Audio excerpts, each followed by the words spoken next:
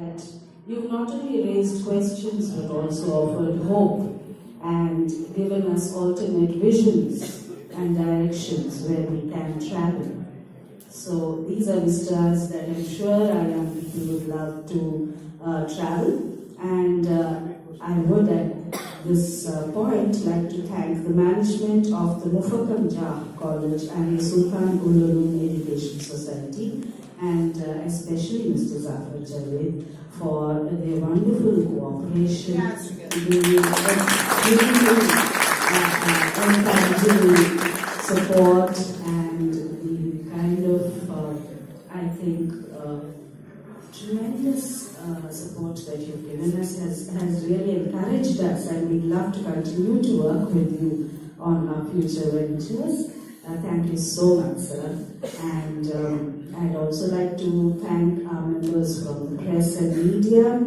And at this point of time, I'd just like to remind all of you, I'll take a few more minutes of your precious time, and I'd just like to remind you that we've just finished celebrating the 70th Republic Day, right? And I'd also like to say that if we go back to 1942, I'd like to remind you for a moment about a young girl who was 5 years old when she met Gandhi, who was 8 years old when she shouted, "Go back, Simon," who wore the tricolour because the Indian flag was being destroyed. She wore the tricolour and marched and said, "Now you cannot destroy my flag."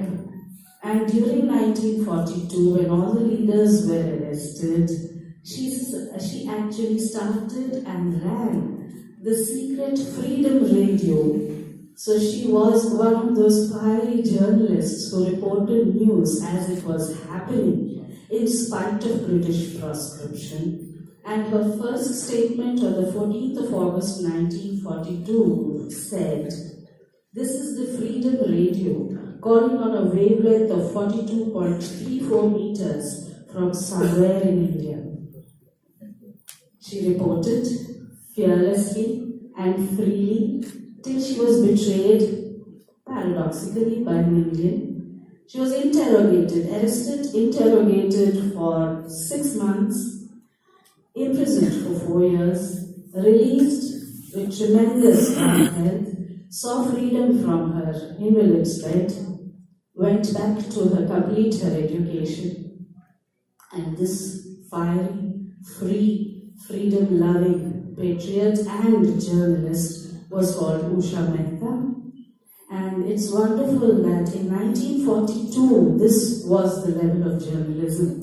And I am so happy that you brought us to this forum where we are looking once again at what is journalism, what is the role of the journalist. As you rightly pointed out, ma'am, it is service to the masses, to voice the silent and the silenced both. And personally, ma'am, I loved that line you said, journalists should not tell you what governments are doing, journalists should tell you what governments are not doing at all, and not what governments are doing. Right? So thank you, ma'am, for a wonderfully enriching experience, and we hope to hear more of you and see more of you. Thanks. Thanks, Supriya. Thanks, and one person she's forgotten to thank is Naresh, who's done so much to ensure that we had our chai, coffee, silver service, etc. Thanks a lot, Naresh, wherever you are. Thank you, ladies and gentlemen.